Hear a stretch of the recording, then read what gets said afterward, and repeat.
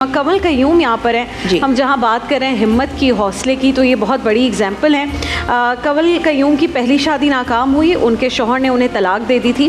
तलाक के बाद ज़ाहिर है she wanted to be empowered, ख़ुद काम करना चाहती थी, तो ये मुलाजमत की तलाश के लिए निकली, एयर होस्टेस बनना चाहती थी। और गालिबन जब जॉइनिंग के लिए जाना था जिस दिन, तो ये घर से निकली और उनके साबिका शौहर ने, जिनसे तलाक हो चुकी थी, इन पर तेज़ाम फेंक दिया, जिससे इनकी एक आँख भी ज़ाया हो गई है।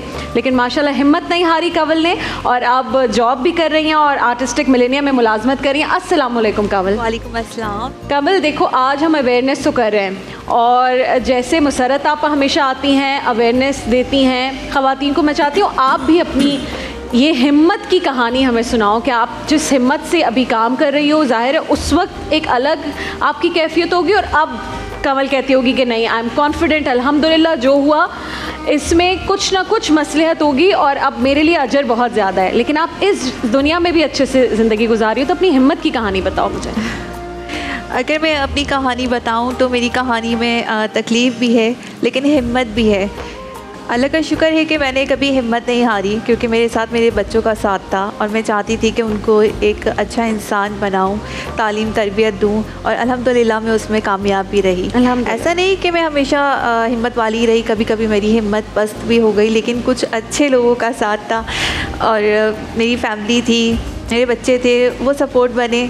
तो सबसे बड़ी चीज़ जो मैंने सीखी ये कि मुझे किसी पर बोझ नहीं बनना है, मैंने किसी का सहारा बनना है, साथ देना है, और अल्हम्दुलिल्लाह जहाँ तक हो सकता है कोशिश होती है।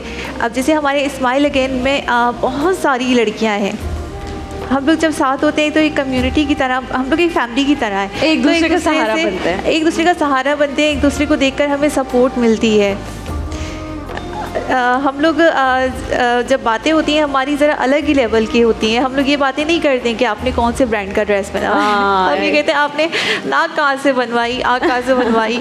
जैसे हमारी एक पेशेंट है, सिद्धरा मुझसे पूछती है कमल आपने नाक कहाँ से बनवाई, तो मैं खुश हुई, मैंने कहा चलो किसी को पसंद आ रही है। असल में मेरी नाक अभी चल रही है, अभी याद रखिए सब्जी पूरी तामीर बाकी है।